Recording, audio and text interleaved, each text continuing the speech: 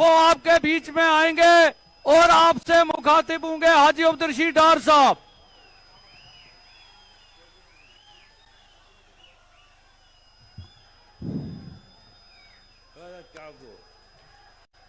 तो ये डांगर फोड़ के गरज मकलो थोदू थोदू थोदू बे थोदा कोरो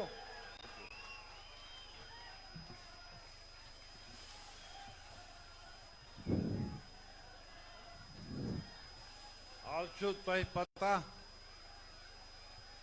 आज अनो मे शेर योर युस हिंदुस्तान शेर अमिश नाव राहुल गांधी जी मंचस पे मीर साहब मोहम्मद सईद साहब सोज साहब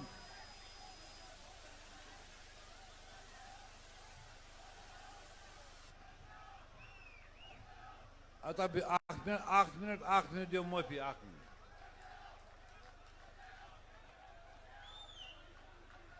इरफान हफीज साहब निजामुद्दीन भट्ट साहब इरशाद साहब और मेरे भाई सरदार चनी जी साहिल बुखारी साहब और भाइयों दोस्तों सलाम बुछुस आज बड़ खुश ये मे कह वन सह कोर मे राहुल जी सत कथ सह कर पन्निस स्पीचस मज त असल राहुल जी ये सारे नौजवान है तरह थोदू चू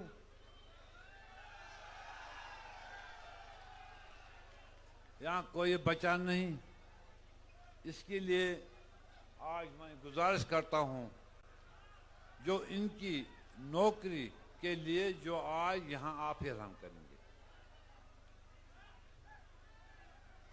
बाकी तो पता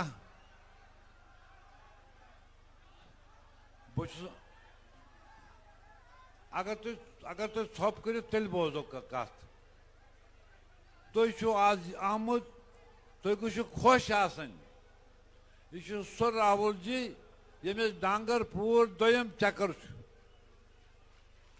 या वनो डांगरपुर के मोहब्बत या बेकस अच्छे बाकी पार्टी अच्छे कोलिशन तम मगर इस मे कोलिशन बासे सो कोलिशन कुन यम सन झंडन चूर सह कोलिशन। इसलिए राहुल जी उस पर भी आपको ध्यान देना चाहिए। आज उस राहुल जी डांगरपुर युन तमो थो सोप रिजल्ट इसलिए तमाम बायन गुजारिश करान फर्स्ट कर मीर साहब वगस तब तुम असल पे समझाए क्या बहुत ठीक मे दंदस रात पे दौद तुम गख चीज कर तुम हाजी रशीद साहब चाहे MLA कस बार बन मगर आपका ताकतवर बहुत प्रत जाए ताकतवर बहुत कमजोर कुन जाए यह बड़ तमन इंसान तक हाजी रशीद वो हिंदुस्तान मज राज कर बजर राहुल जी।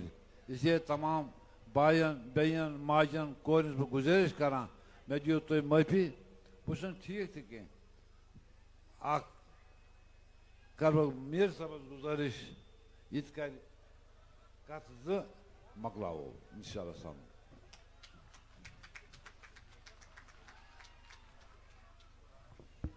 मैं अब गुजारिश करूंगा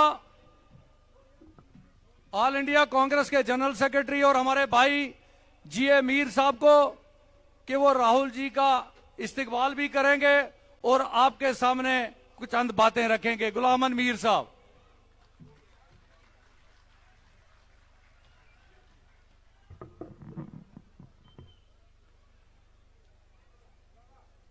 देश के नेता,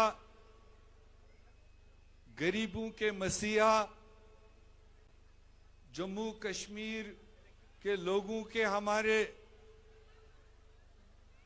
सबसे बड़ी पार्लियामेंट में आवाज और पिछड़े और महिलाओं और युवाओं की आवाज हमारे नेता, हमारे रहनुमा श्री राहुल गांधी जी स्टेज पर उनके साथ आपके नुमाइंदे, आपके चाहते हुए नुमाइंदे,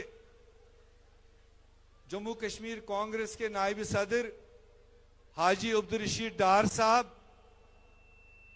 स्टेज पर साबिका सदर, साबिका मिनिस्टर पीरजादा मोहम्मद सईद साहब, हमारे जम्मू कश्मीर कांग्रेस के नायब सदर गुलाम नबी मोंगा साहब, सरदार सुरेंद्र सिंह चन्नी जी, हमारे ऑल इंडिया कांग्रेस में प्रोफेशनल कांग्रेस के नेशनल लेवल पर काम कर रहे हैं सलमान अली सोज साहब, हमारे ऑब्जर्वर मोहम्मद रफीक खान साहब, डाइस पर हमारे बाकी एरियाज के कांग्रेस के नुमाइंदे निजामुद्दीन भट्ट साहब बांडीपोरा से, हमारे हफीज लोन साहब वागूरा क्रीरी से, इरशाद गनई साहब लंगेट से, मीर इकबाल साहब बारामुल्ला से, जिला सदूर साहिबान बारामुल्ला के, बांडीपोरा के और कुपवारा के, उसके अलावा all India Congress committee, youth Congress, महिला कांग्रेस के बहुत सारे ओहदेदारान, और यहाँ हमारे सामने हिस्टोरिकल सोपोर असेंबली कॉन्स्टिट्यूंसी से आए हुए हमारे बुजुर्ग साथियों, नौजवान भाइयों और बहनों, अस्सलाम वालेकुम। मैं आपको पहले ही बता रहा था कि ये आज का जलसा डांगरपोरा सोपोर में कोई साधारण जलसा नहीं है। ये अपने आप में एक हिस्टोरिकल इवेंट है। आप समझते हो पिछले कई दहाइयों के बाद यहां पर आपके सामने देश के मसीहा, देश के पसमानदा लोगों की, नौजवानों की बुलंद आवाज श्री राहुल गांधी जी आज डांगरपोरा हायर सेकेंडरी में मौजूद है। और मैं समझ सकता हूं कि आज जमींदारी का, फ्रूट ग्रोवर्स का कितना कठिन टाइम है। सारे लोग अपनी साल भर की मेहनत को इस वक्त उठा रहे हैं, सारे बिजी हैं। उसके बावजूद जो हजारों की तादाद में यहां पर सोपोर कॉन्स्टिट्यूंसी से और डांगरपोरा से जो आप हजारों की तादाद में बुजुर्ग नौजवान बहनें यहां पर मौजूद है, मैं आपका भी आपकी इस खुशामदी के लिए, राहुल जी के बात को सुनने के लिए आए आप। ये आपका प्यार दर्शाता है, ये आपकी इच्छा दर्शाती है कि हमारा अगर नेशनल लेवल पर लीडर है तो राहुल गांधी जी है। तो इसलिए मैं न ज्यादा बोलते हुए खाली गुजारिश करूंगा, ये चुनाव है, 2014 में चुनाव हुआ है असेंबली का, और उसके बाद 2024 में ये चुनाव हो रहा है। ये 10 साल चुनाव क्यों नहीं हुआ? हमें अपने नुमाइंदे चुनने का मौका क्यों नहीं मिला? हमें हमारी असेंबली बनाने का मौका क्यों नहीं दिया गया? जब पूरे हिंदुस्तान में हर स्टेट को 5-5 साल के बाद चुनाव मिलता है, तो हमें 10 साल इससे दूर क्यों रखा गया? आप इसमें खुद समझ सकते हो। आज भी ये चुनाव नहीं मिलता। आज भी आपको हाजी अब्दुल रशीद डार साहब को 2 नंबर के निशान पर बटन दबाने का मौका नहीं मिलता। ये मेहरबानी सुप्रीम कोर्ट चीफ जस्टिस अपने तरीके से और हमारे माननीय लीडर इंडिया अलायंस और इंडिया अलायंस के हमारे leader of opposition Rahul Gandhi ji की मेहरबानी से आज आपका ये चुनाव आपको मिल रहा है। जब हाल ही में इसी साल का बजट मोदी सरकार सोपोर में क्या बनना चाहिए, डांगरपुर में क्या बनना चाहिए, वगूरा क्रीरी के लोगों की क्या जरूरत है, बारामुल्ला के लोगों की क्या जरूरत है, लंगेट के लोगों की क्या जरूरत है और बांडीपोरा के लोगों की क्या जरूरत है, ये ज्यादा बेहतर आपके नुमाइंदे बता सकते हैं या मद्रास या कलकत्ता का एमपी बता सकता है। और उस बजट के बहस में राहुल गांधी जी ने देश के प्रधानमंत्री को सुनाया, कहा ये शर्म की बात है, ये बजट सोपोर के लोग तय करने चाहिए थे, ये बजट वागूरा क्रीरी के लोग, कश्मीर के अंदर रहने वाले लोग, ये वो तय करते कि हम इस सरकारी पैसे का कैसे इस्तेमाल करें, किसको पुल चाहिए, किसको स्कूल चाहिए, किसको सड़क चाहिए, किसको क्या चाहिए, ये जम्मू कश्मीर के लोग तय करने चाहिए थे। मगर शर्म की बात है कि ये जम्मू कश्मीर के लोग ये बजट नहीं डिस्कस कर रहे हैं, ये देश के पार्लियामेंट में ये बजट उनको वहां तंबे किया। तो नरेंद्र मोदी भाजपा सरकार मजबूर हो गई कि अगले 4 महीने के अंदर अंदर आपको ये चुनाव कराने का फैसला लिया। अब फर्ज आपका है। मेरे एक साथी ये भी बता रहे थे, ये चुनाव में 2 ही खेमे हैं आपके सामने, 2 ही दरवाजे हैं। एक दरवाजा है नरेंद्र मोदी का, जुल्म का, और उनके पैदा किए हुए प्यादे जो उन्होंने जमाते पैदा की यहां पर, जो उन्हें इंडिविजुअल मैदान में उतारे, वो सारे के सारे नरेंद्र मोदी से कनेक्शन रखते हैं, उनके पैदा किए हुए। और दूसरा दरवाजा जो असेंबली में जाएंगे वो राहुल गांधी जी का इंसाफ का दरवाजा होगा, वो राहुल गांधी जी का बनाया हुआ अलायंस जो उस पर आप भेजोगे। आपने तय करना है कि इसी चुनाव के जरिए हमने भाजपा, जनसंघ, आरएसएस के लोगों को जम्मू कश्मीर से, लखीमपुर से बाहर खदेड़ना है या उनको 5 साल आपने हुकूमत देनी है। उनकी कोशिश है, वो डायरेक्ट यहां सोपोर में कंवल फूल पर वोट नहीं मांगने आ रहे हैं। उनकी हिम्मत नहीं है सोपोर में कि कंवल फूल पर वोट मांगेंगे, मगर उनने कंवल फूल को पर्दा रखा है।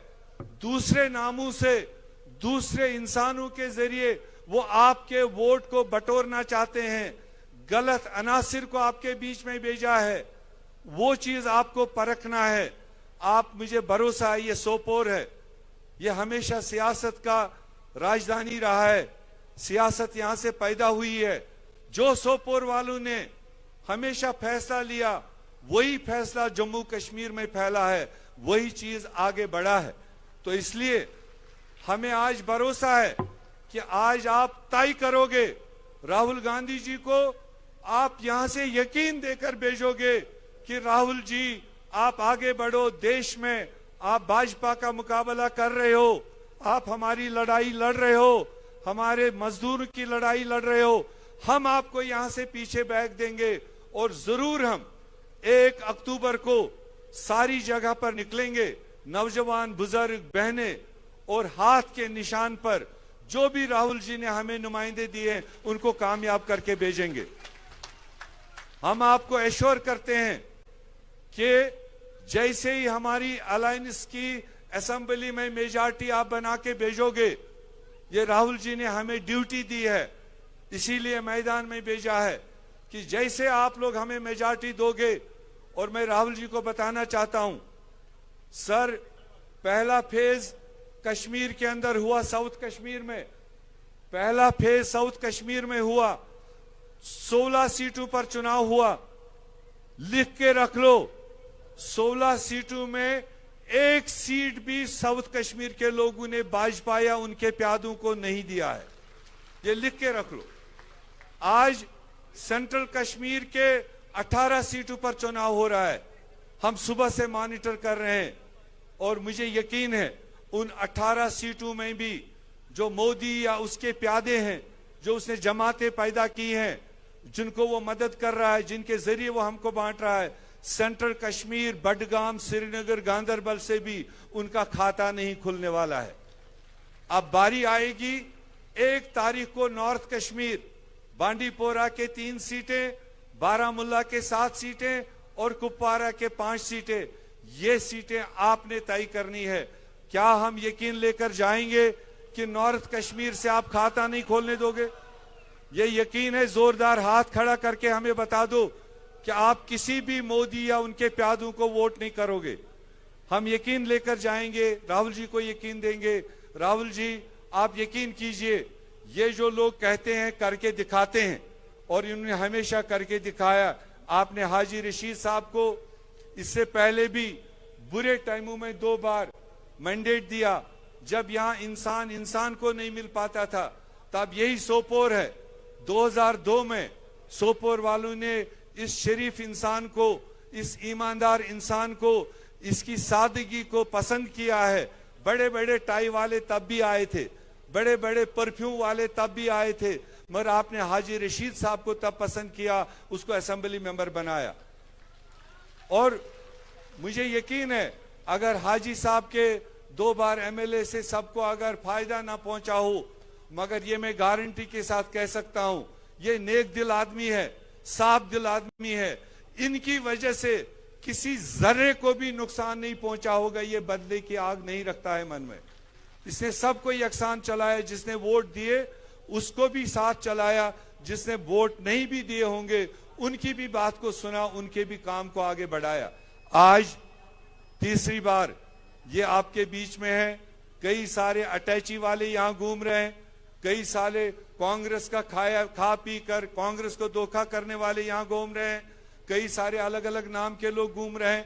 इसलिए आप परखोगे, आप समझोगे, और आप हर हालत में सोपोर से बड़ी तादाद वोटों का लेकर हाजी अब्दुल रशीद साहब को यहां से जिता के भेजोगे। और मैं आपका ज्यादा वक्त, राहुल जी का ज्यादा वक्त न लेते हुए, मैं आपका फिर एक बार धन्यवाद करते हुए गुजारिश करूंगा, आप लोग सब तैयार है राहुल जी के बात सुनने के लिए? जरा हाथ खड़ा करके बताओ कितने लोग सुनने के लिए तैयार है। मैं नारा दूंगा, राहुल जी आपसे बात करेंगे। कांग्रेस पार्टी। अब अच्छी आवाज आने लगी, मगर अभी 1% कमी है मीडिया के पीछे। कांग्रेस पार्टी।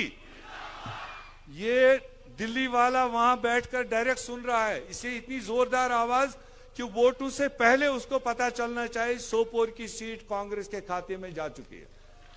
कांग्रेस पार्टी। और थोड़ा तेज, 5% और बढ़ाओ। कांग्रेस पार्टी। कांग्रेस पार्टी। राहुल गांधी। राहुल गांधी। राहुल जी आगे बढ़ो, राहुल जी आगे बढ़ो। Thank you. मैं गुजारिश करूंगा राहुल जी से, वो आप हम सबको संबोधित करेंगे जोरदार।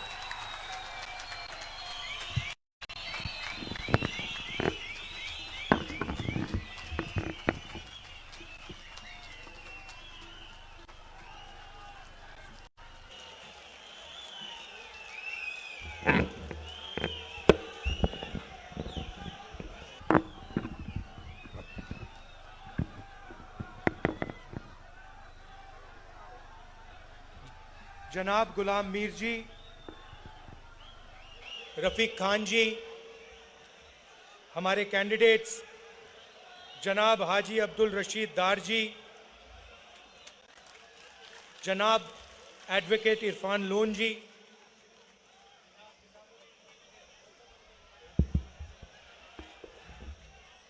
जनाब मीर इकबाल जी, जनाब इरशाद अहमद जी, स्टेज पे इंडिया गठबंधन के सीनियर नेता, भाइयों और बहनों, प्रेस के हमारे मित्रों, आप सबका यहाँ बहुत बहुत स्वागत, नमस्कार। कैसे हैं आप लोग? ठीक हैं?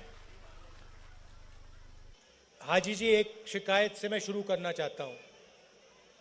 आप मुझे यहाँ बुला लेते हो, आधे घंटे के लिए, 1 घंटे के लिए बुला देते हो, मगर 1-2 दिन के लिए कभी यहाँ नहीं बुलाते हो मुझे। और तो मैं चाहता हूं कि आप मुझे यहां बुलाओ तो 2-3 दिन के लिए बुलाओ। फिर एक और बात, आपने यहां पे टेबल पर अखरोट रखा, काजू रखा, किशमिश रखा, मगर ये सोपोर का सेब नहीं रखा आपने। और मामला इसी का है, मेन मामला इसी का है। इस सेब को पूरी दुनिया में पहुंचाना है, अमेरिका में पहुंचाना है, जापान में पहुंचाना है, चाइना में पहुंचाना है। ये आप लोगों की मेहनत है, इसमें सोपोर की जनता की मेहनत है और इसी में आपका भविष्य है। और मैं चाहता हूं कि ये सिर्फ हमारे देश में नहीं मगर ये पूरी दुनिया में पहुंचे। आजकल अमेरिकन सेब हमारे देश में खाया जाता है, मैं चाहता हूं कि ये सेब अमेरिका में खाया जाए। जब भी सेब खाया जाए लोग कहें कि हां भैया ये सोपोर का सेब जम्मू कश्मीर से आया है। सबसे पहली बात, शायद सबसे जरूरी बात आपकी स्टेटहुड की है।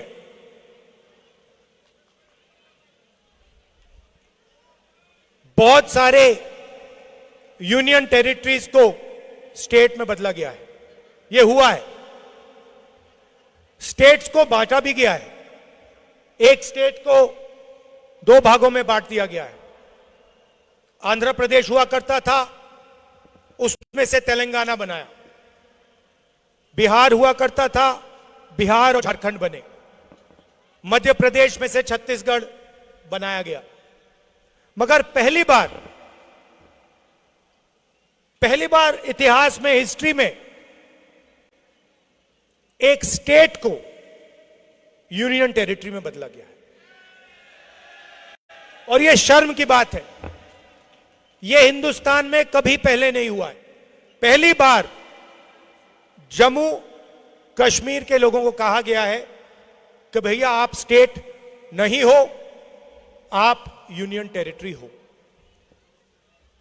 आपको चीफ मिनिस्टर नहीं चलाएगा, एमएलए नहीं चलाएंगे, आपको बाहर के लोग, लेफ्टिनेंट गवर्नर, ब्यूरोक्रेट्स चलाएंगे। हम चाहते थे कि चुनाव से पहले आपको आपका स्टेटहुड वापस दिया जाए। और जम्मू कश्मीर के सब लोग ये चाहते हैं, सब लोग ये चाहते थे कि स्टेटहुड हमें पहले वापस मिले और उसके बाद चुनाव हो। नहीं हुआ, ठीक है, पहला कदम चुनाव है, मगर इसके बाद जम्मू कश्मीर को स्टेटहुड मिलना ही पड़ेगा।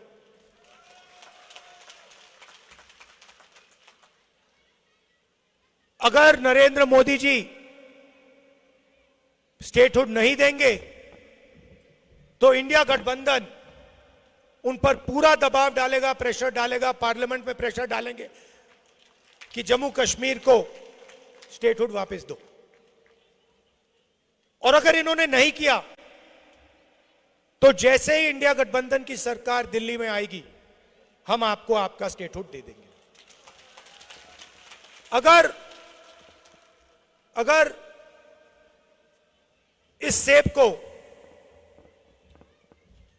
अमेरिका में, जापान में पहुंचाना है तो पहला कदम आपको स्टेटहुड देना है, उसके बिना नहीं हो सकता।